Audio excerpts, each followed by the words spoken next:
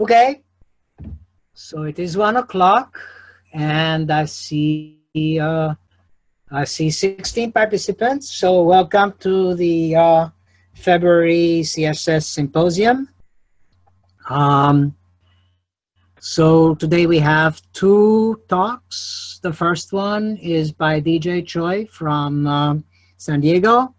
And as you can see, it's already lined up and DJ is ready to go. So roughly speaking, 30 minutes, maybe including Q&A. And DJ, I think it's, in general, it's best on these things if we all mute ourselves while DJ is speaking and then leave the questions until afterwards. You can also type questions into the chat function and then we can read them.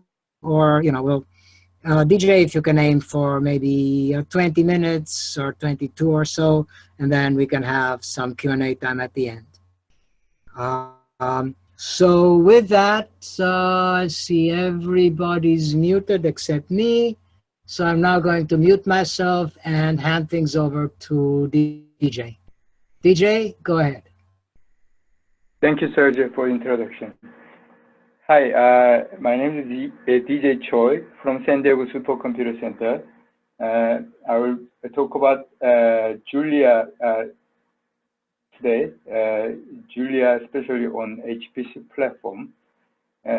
Probably some of you already know about Julia way more than me. I'll just have an opportunity today to introduce to any of you who is not aware of this programming language.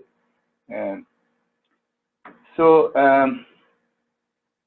the first time I got introduced on this language was by several colleagues, but especially I started to work on this language through ECSS collaboration with a researcher named Mr. Christopher Rakokas at University of California, Irvine. The PI is a numerical analysis scientist. He's also a Julia package developer for various differential equation solvers or other numerical methods. He showed his interest in Julia and his model to be developed on the HPC platforms, and also very interested to find any researchers to make use of his modules through Julia on the HPC platform. Julia is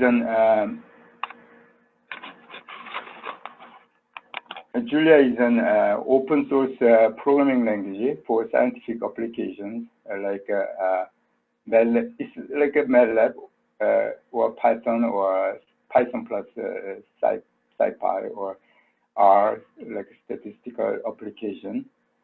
It is designed to address for numerical and computational science and general purpose programming. It has many generic built-in functions and community packages and modules on mathematics, bioscience, chemistry, and even deep learning in big data these days with a good visualization. There are around more than 1,000 registered packages like HDF, MPI, and so and so, like deep learning packages and so and so, very interesting packages. Also, it is very easy to install and maintain compared to other packages. Of course, it is open source. It has some package commands like pkg.add to add new packages. HDF package add HDF. Just that add or installs the HDF package for the Julia, and then also this .add take care of some dependencies. If it is smooth, well, then this one take care of adding the HDF package to the Julia or installing, building with this command, if it is smooth. But sometimes it is not that smooth because there's some complexity for the systems and the package versions. Later I will talk about it. And there is other commands like a package status, package RM to remove the commands, remove the packages, package update, or package. This is kind of, there are several commands like this. These commands remind me of like apt-get install, like that in the Ubuntu system. So the installing and the updating the package is quite easy compared to others. I mean, there are other package and maintenance systems, but this one it gives a really good system for the installation and management.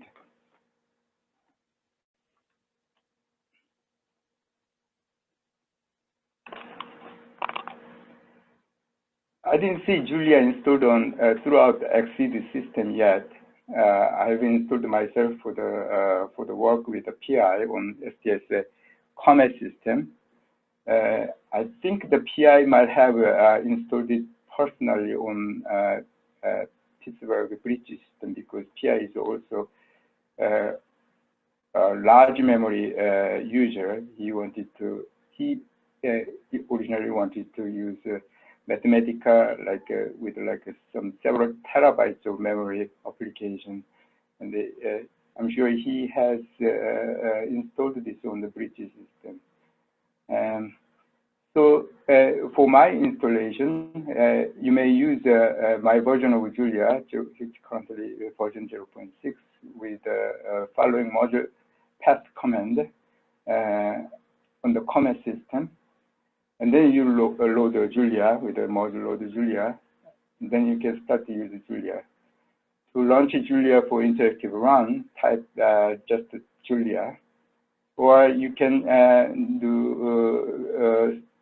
run with the program together, just for in batch script, or like a Slum or batch script. You just include this Julia, whatever test.jl, that program file or script. Use either interactively, or you can run in batch mode.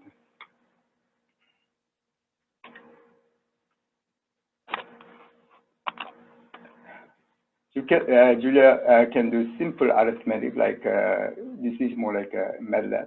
Just 3.4 is, for example, if you say 7 immediately spits out the data. Like other programming languages, you can do the control statements, like a for loop here, 1 to 2 printed, or if statement.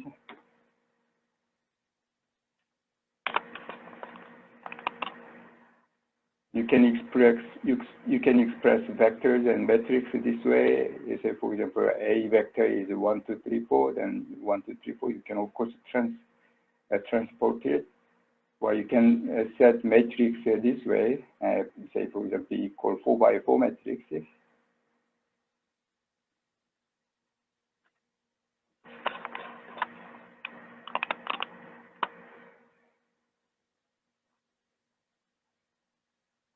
And you can also specify variable types. For example, here, A is B over C, but that assigns the variable type to a float 64-bit. Or you can use, Julia has a variable type. It's type here is like a C like a type here. Say, for example, here, type food has a bread and drink. And defined here, and you can use it, declare that type in elements, Italian or whatever. And this type in Julia is like a class in other object-oriented programming languages. You can put functions in there in the type to make objects later.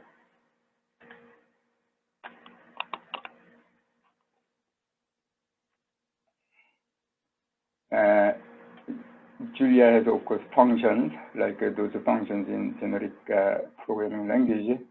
And the function here, function fxy, x and y are the arguments, and the return value is 2x plus y.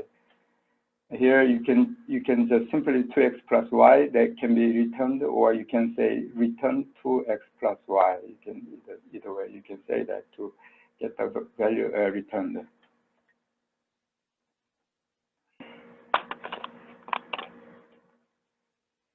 And Julia has the module. You can set the module to make packages. So this one, if you have like a generic package to develop, you use this module to set up here. One example, simple example is that, say, for example, if I want to make my package, my module, then you can circulate this my module to somewhere else. It can be anything later. I'll show you an example. If you say my module and it has various functions or types in there, let's say, for example, this my module has a function foo, just to simply print some output.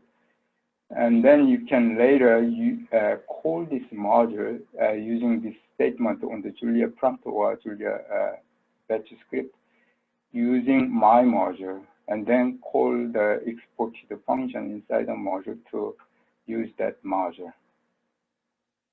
Usually this set of module file will be stored in your home directory .julia, home directory /.julia.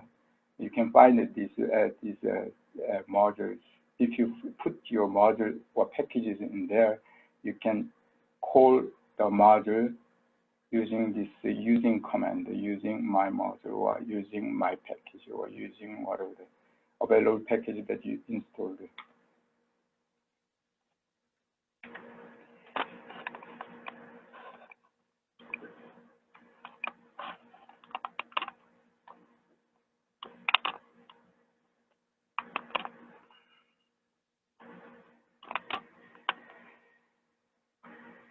And the programs in Julia can use the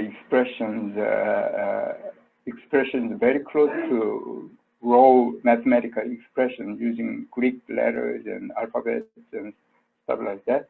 So here Unicode has this alpha. Let's say you want to use the alphabet as sigma or those things that shown in our mathematics expression. If you can use this code in Julia to more look like or closer look like mathematical expression. For example, here in the function, normalized function x has a return value of x divided by whatever the sigma root to sigma x square, something like that. It looks like a arithmetic, the mathematical expression, more closely expression than variable names, function variable names. For example, if you want to put this Unicode inside your VI code for the scripting, Control V and then type U plus the Unicode number shown in one of these exemplary tables here. Say, for example, alpha 0381, then you can put the alpha there. And then use it as variables inside the Julia program.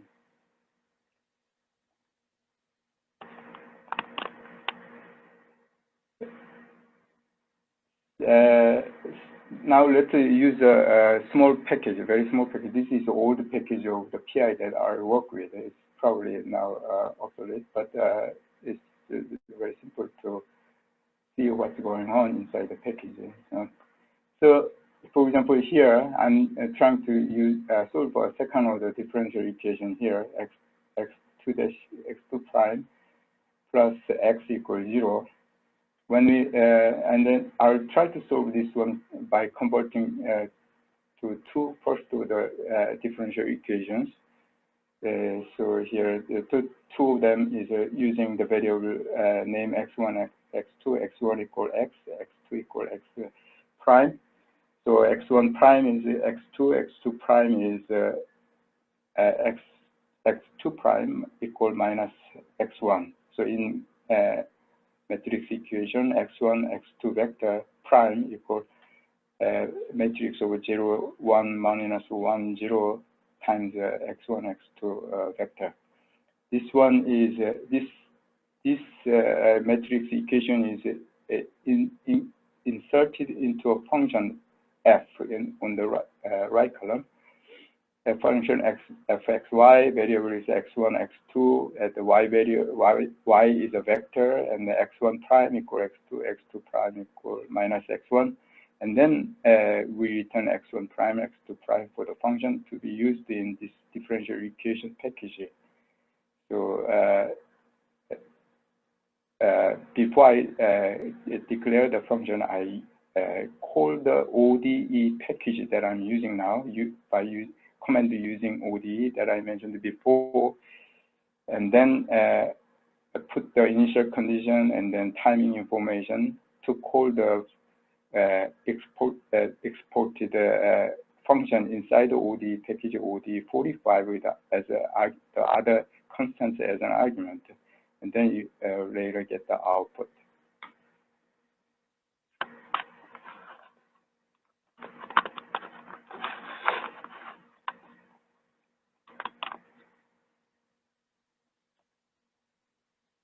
And the package that the PI was developing is similar but more generous differential equations.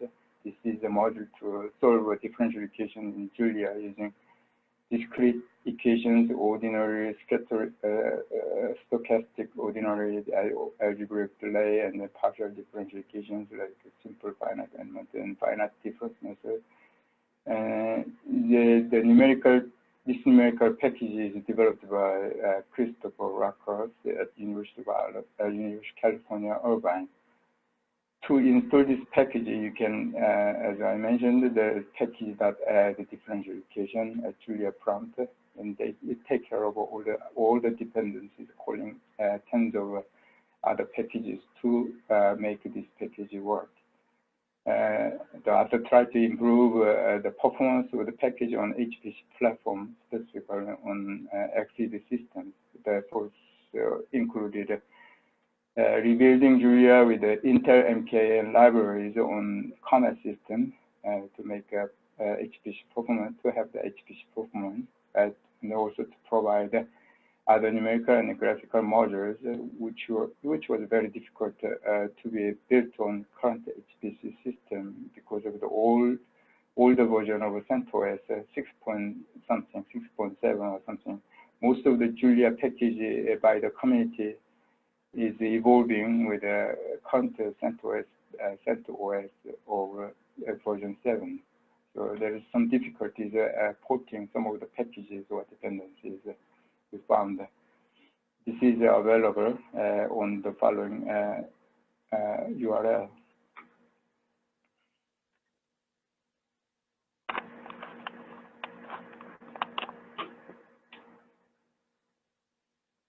There is a simple example of the packages that I will not go over.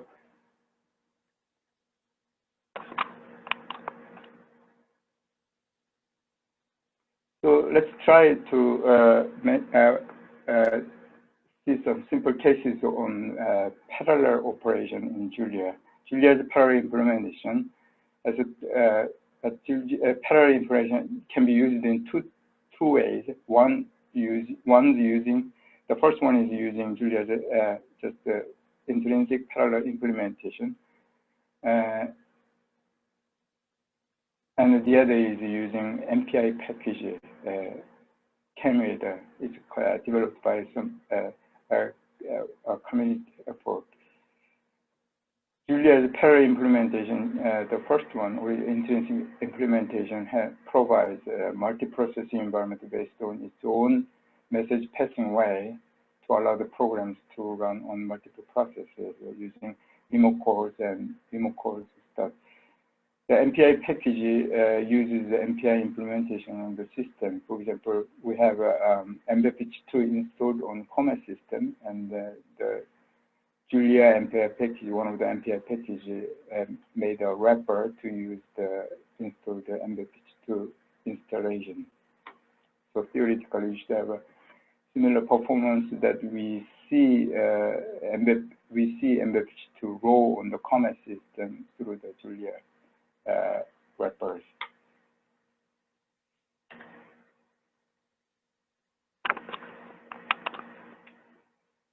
So first one, let's just to look at the intrinsic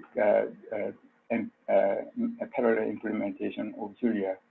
To start the two worker processes in interactive parallel run, do just the Julia minus P2 that creates two worker processors.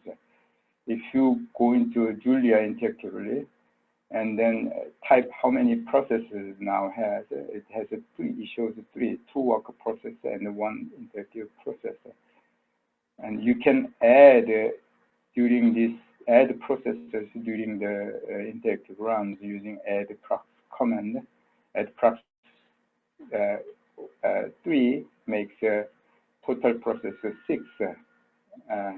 You can dynamically add or remove the processors in the Julia interactively.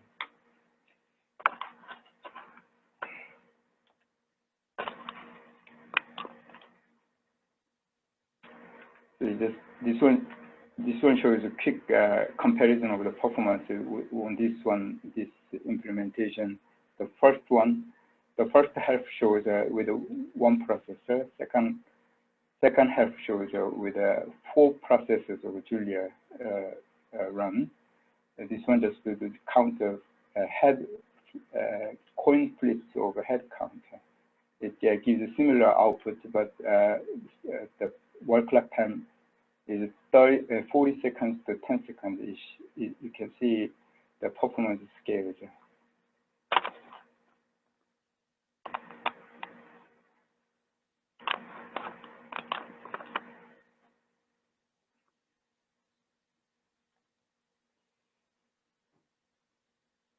Also, this one shows another example.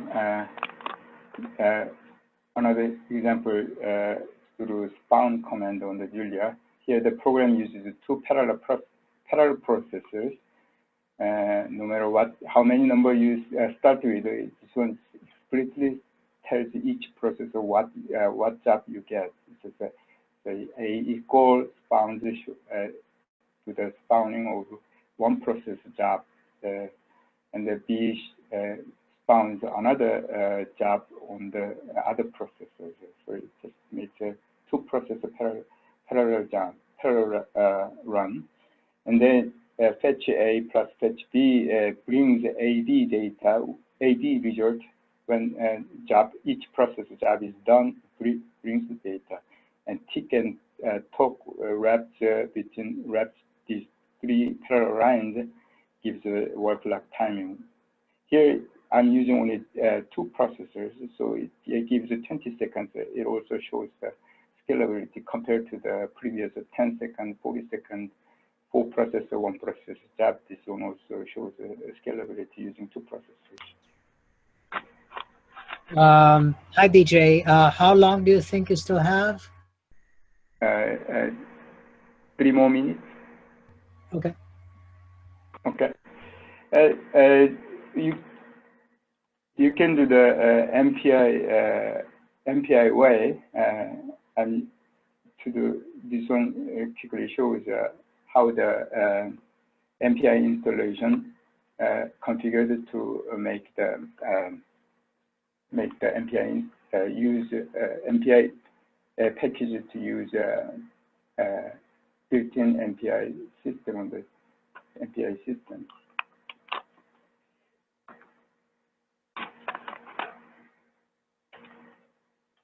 It shows a quick hello program to give to use over this MPI package, and it shows some comparison of MPI commands in the Julia compared to Fortran syntax.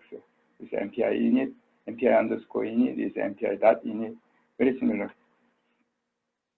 And this is one of the example. Pi computation is Monte Carlo method. It has some send and receive. It gives a scalability curves. the y-axis in work clock time and the x-axis in number of processes used. Red and blue line is later I will explain more, but the blue line is on the system running on Julia on the Comet system. Red line is from the performance from Singularity images on the system. Okay, this is Julia development. This one is a snapshot of Julia development ATOM package, and this it is a very good IDE for the Julia development. It shows the programming and the output immediately as other IDE programming does. But it has installation issues. Installing and maintaining Julia and its package has some complex issues, like depending on OS types, versions, and library environment and Julia version, package version. There depends on so many factors. So this ATOM is one of that. It failed to be installed on the CentOS 6 version. So we started to look at virtual environment like JustStream and Singularity, and we are quite interested in Singularity because it provides scalability, large scalability compared to JustStream, more like a server-level scalability. So Julia is a Singularity. You can see the very detail shown in the reference later by Andrea Jonka at SDSC, and you can run the command on the Comet system with the Singularity images here. Okay, in summary, Julia has rich packages covering many computational areas, and it has good potential to improve parallel performance and reliability on HPC systems. And it can really be a good programming tool for computational scientists and other disciplines. And I'm interested in the future work on further scalability study an accelerator and cloud virtual environment to use, and also big data applications with Julia. Yep, I'm done. If you have a question, can start. Thank you very much, DJ. That was very interesting. And we are actually fortunate to have the principal investigator, Dr. Akakas, here with us. So, and he said he would like to say a few words also. Hello, is the mic working? Yep. Hi, I would like to thank DJ because he helped me out a lot with this. Really, so Julia is pretty new, but you can build a lot of really interesting and really fast, really large packages really quickly in Julia, which will actually run quickly. So differential equations actually started about the same time that my allocation for Exceed started, and when I built it, a lot of dependencies ended up just happening, right? Because as you build a larger and larger library, right, you just end up having a lot of dependencies, so that way you don't have to, develop everything from scratch. But some of those dependencies had a lot of, they used foreign function interfaces, so there's a lot of linking with C or Fortran codes, or also things like linking to plotting libraries. And it seemed like, so a lot of the GPU stuff I was able to get work pretty instantly off the bat, because it just uses CUDA, compiles CUDA kernels. And so that actually worked on Comet right away. But then it's more so the things like getting plotting libraries, anything with visualization, which was more difficult. But we ended up getting that all working. So it seems like we have a full scientific suite already working with Julia on the Comet system. And there's probably some edge cases that still need to be worked out. But I mean, DJ did a lot of work to make sure that, yeah, if someone goes onto Julia and they tend to use any of these packages, it generally will work well. So thank you. Thank you very much, Chris. That's great. We have a question here, whether you have done any benchmarking, DJ, between MATLAB and Julia on Comet? No, I haven't done yet. Okay. But it's interesting. Yeah. Okay, well, in the interest of time, I guess you'll have DJ's coordinates, and if you have further questions, but let's ask Anirban to get set. So I guess, DJ, that means you you stop sharing your screen. Okay. Anirban. Okay. Let me see here. For it.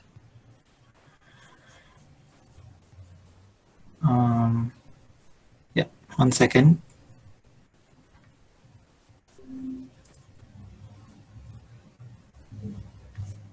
Okay. Share.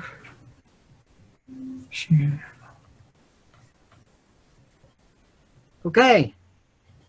So Anirban, take it away. Yep. Thank you, Sergio. And again, we'll mute and Marcus. we'll hold the questions until the end. Right. So, okay. Thanks, Sergio and Marcus, for the help with setting up the talk. So I'm going to talk about an ECSS project that I did, and the project was about efficient simulations of micro robots in liquid environments at very low Reynolds numbers. So that's like creeping flow. We can think of creeping flow as in gelatin or something. So that kind of flow, basically. Okay, so first, let me just quickly mention the people involved. So the PI of the project was Professor Metin Siddhi, who is a professor at Mechanical Engineering Department and the Robotics Institute at Carnegie Mellon University, right here in Pittsburgh, where we all are, where I am.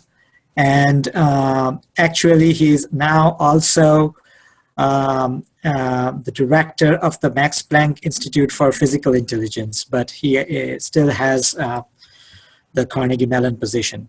And one thing I would like to mention here is that he's primarily an experimentalist, but also his group also does some simulations to accompany their experimental techniques. The main person I worked with was Zhou Ye. He was a PhD student in Carnegie Mellon under Professor Siddhi. He graduated with a PhD in 2015. And then he was a postdoc in Professor Siddhi's group for a while. And then he joined Intuitive Surgical, which is a company that is famous for robotic surgical procedures. And then there was me. So I also actually served on Zhou's PhD committee. So I was pretty involved with this research. Okay, so now the science. So this project is, so the overall project is operating micron scale robots in liquid environments using magnetic fields. And as the robots move in the liquid, they create flows in that liquid, and that can drive other particles or objects that are also immersed in that flow. And so you can use these techniques to manipulate objects, very small objects in a liquid environment, in particular in biological environments.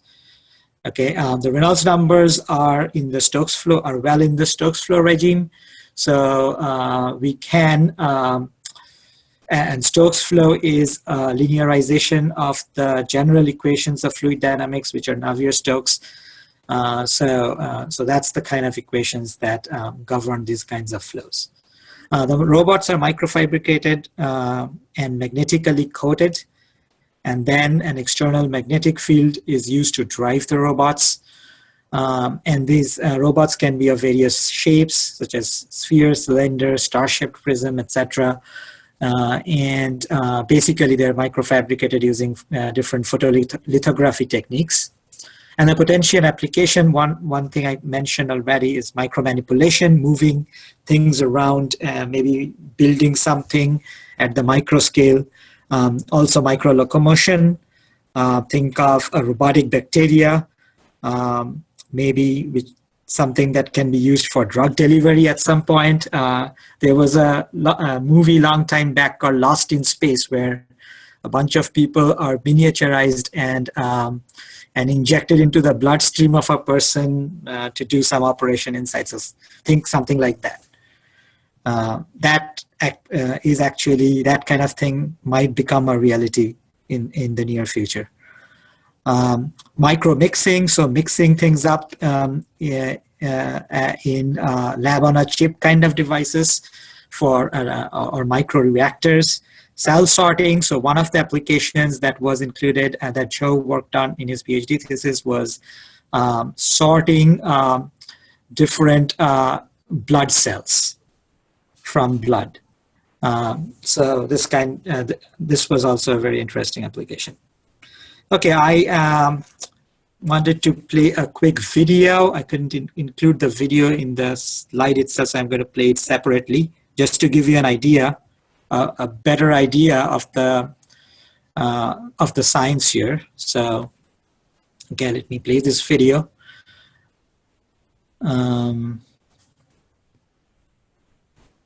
Okay, so this big sphere is the robot, and that's spinning and translating, and the spinning motion kind of traps this smaller sphere in the rotating fluid around that robot, and then as the robot translates, that bead is carried along, and then you can release the particle and have the robot move away. So in this way, the robot can go near an object, pick it up, transport it at some other place, and then move away. Here is an example where there's multiple robots rotating and multiple target objects that are being manipulated. The objects that are near the robot spin faster and are trapped closer to the robot, and then there's also trapping at large distances from the robots. So, so here we have 3 robotic manipulators and multiple objects that are, yeah. So we can probably, it's more of the same, move around. So here we have some other kinds of shapes. This is having multiple robots that are moving in coordination to create a specific channel along which other particles can be directed. Okay, so that's kind of a quick overview of the types of things that you can do with these kinds of micro-robotic systems. So let me go back to the presentation. There's some references I cited here. Okay, so as I mentioned, the group is primarily involved with experimental work, but they also do some simulations to accompany some of their experimental techniques. So when I first started communicating with the group, they were already performing CFD simulations using COMSOL, which is a traditional finite element based software. But there was but they had a huge mesh, and that was because the workspace was of the order of millimeters, and these robots are of the order of few tenths of microns, and and they kind of wanted to simulate the whole thing, including the wall effects. So basically, they had a very large mesh covering the entire volume in that workspace with a micron level resolution. And basically, these computations took, even with moderate accuracy, so not very fine meshes, but moderately fine meshes, they took like multiple days on their lab machine. And another problem with using these traditional CFD simulations. And by traditional, I mean volume, those that employ volume meshes. So a mesh throughout the volume of the fluid that you're trying to simulate. So another challenge there, of course, is that as the robot moves through the fluid, you have to do some adaptive mesh refinement of the volume mesh. So yeah, there's a lot of AMR techniques available, but in any case, they need additional computation. And if you can do without that, that's always helpful.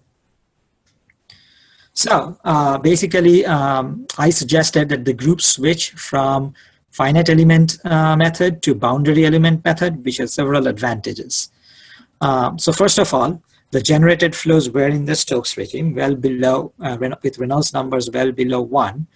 And so basically, instead of Navier-Stokes, one can solve the Stokes equation, which is a linearization of the Navier-Stokes. And there already exists a well-developed boundary element method for Stokes flows. So one can just use BEM without any additional theoretical developments needed.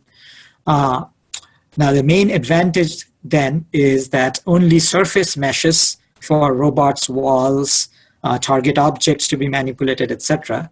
So only surface meshes are needed for all these objects and not a volume mesh. So first of all, orders of magnitude fewer degrees of freedom because I just have a mesh on the surfaces of objects, not throughout the volume of the liquid trying to simulate.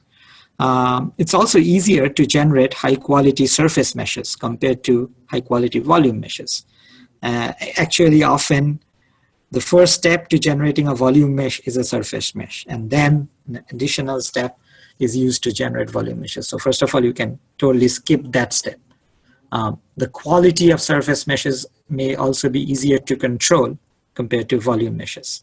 And then no AMR is needed for motion of the robot through the liquid, right? The mesh is only on the surface of the liquid, so as the robot cuts through the liquid volume, well, nothing, you don't need remeshing or anything like that.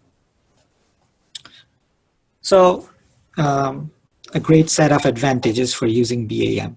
So actually, the switching from FEM to BEM cut their simulation time from days to minutes, even on their lab machine, for the kind of simulations that they were doing at that time.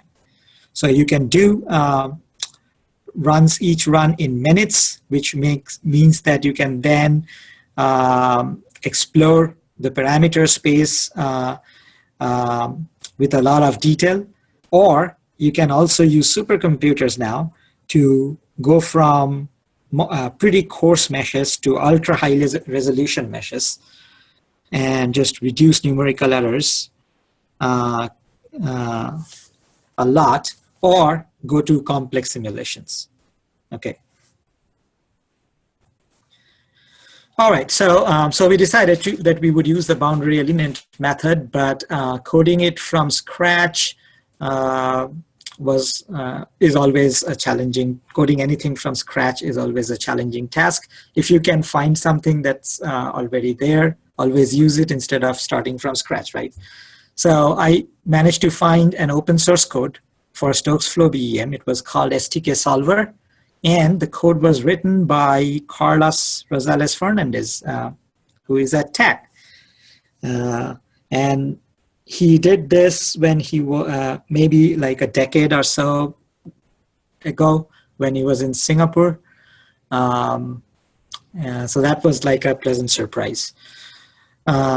Okay, but that code was specifically set up to simulate viscous drag on objects translating in a fluid-filled channel. So basically, you have, let's say, a sphere in a fluid-filled channel. You give it some initial velocity parallel to the channel, and it was just an initial condition. And then, because of viscous drag, the object will come to a stop after a certain distance.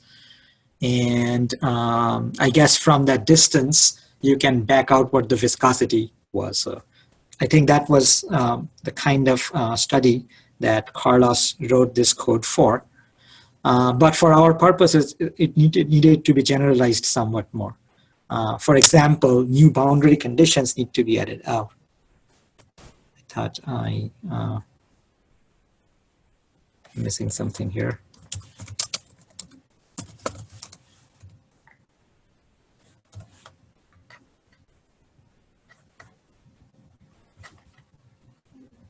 Okay, so that was, and then some other things also needed to be done to actually use it for this project. And here's a list of some of the things we did under the ECSS project. So we added the capability, first of all, to specify a prescribed constant rotational motion to immerse solid objects, that is the robots, right? And then we also made the code capable of easily handling multiple immersed objects. Before, it was set up to just be one immersed object and surrounding walls. And then we expanded it to easily handle multiple immersed objects. For example, multiple robots or a robot and a target object to be manipulated. Okay, we developed a workflow for pre-processing steps, specifically creating meshes using some other software. For example, there's a commercial finite element code called ADINA that we used for creating meshes for this particular, for the paper that we were working on.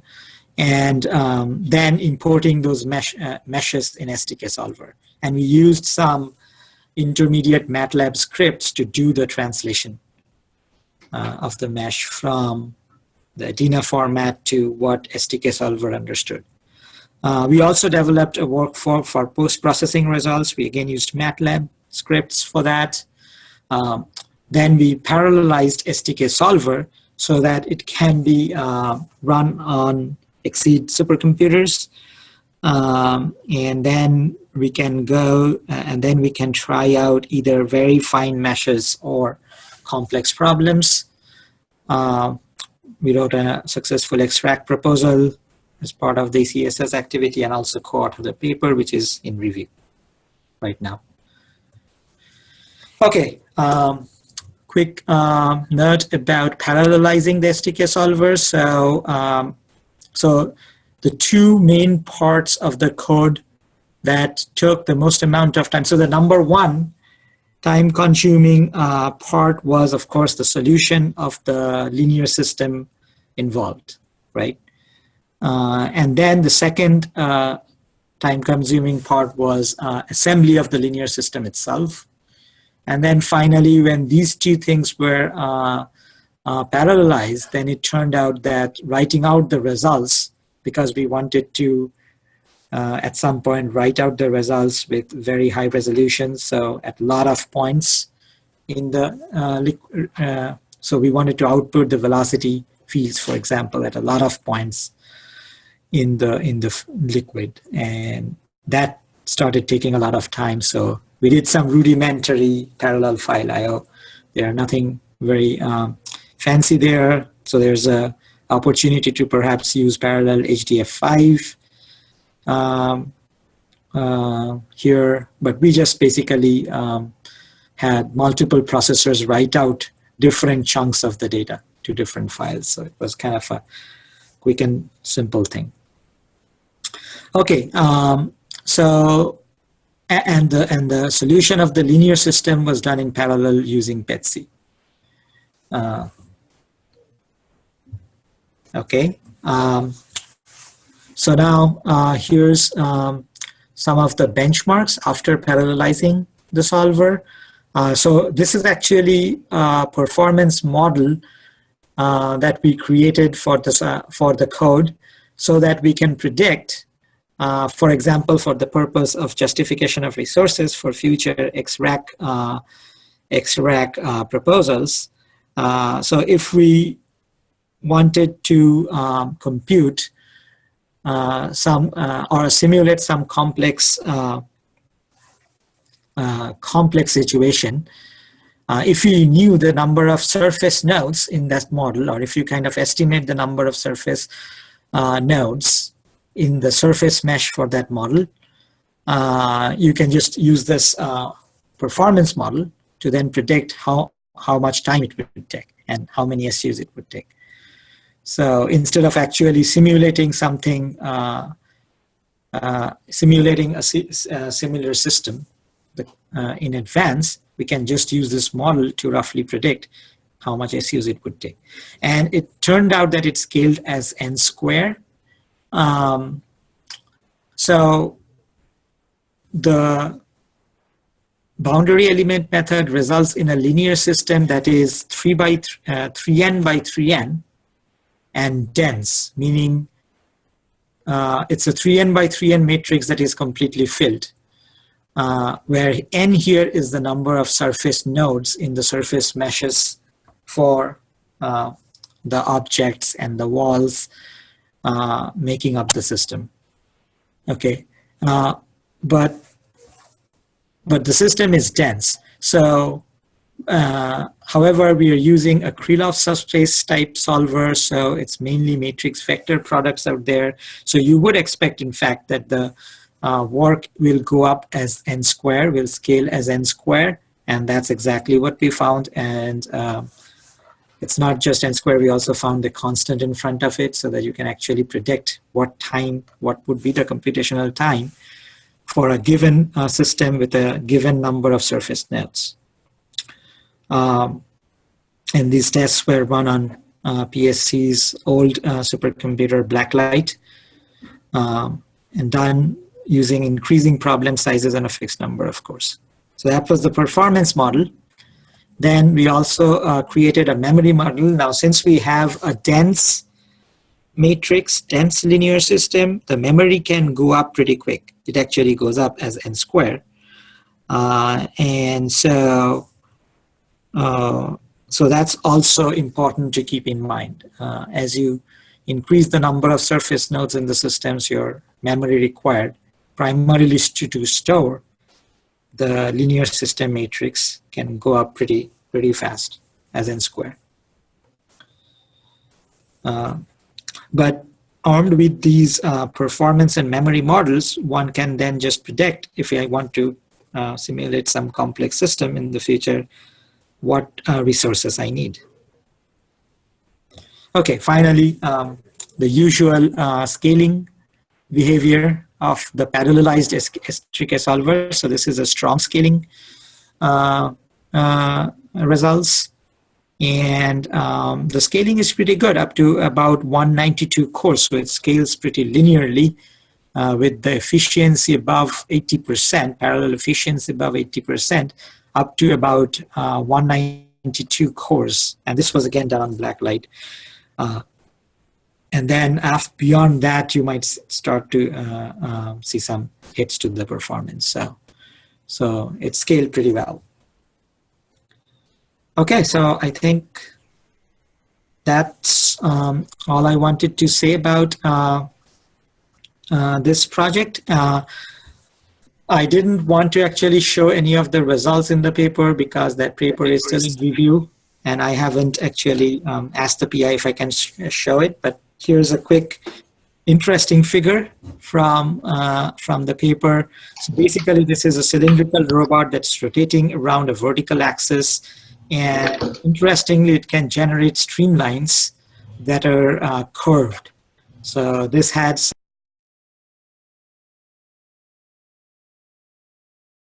something, for example. Anyway, so I'll end my talk here and open up the floor for questions. Thank you very much, Anirban. I thought that was very interesting. We have time for a couple questions, if you have any.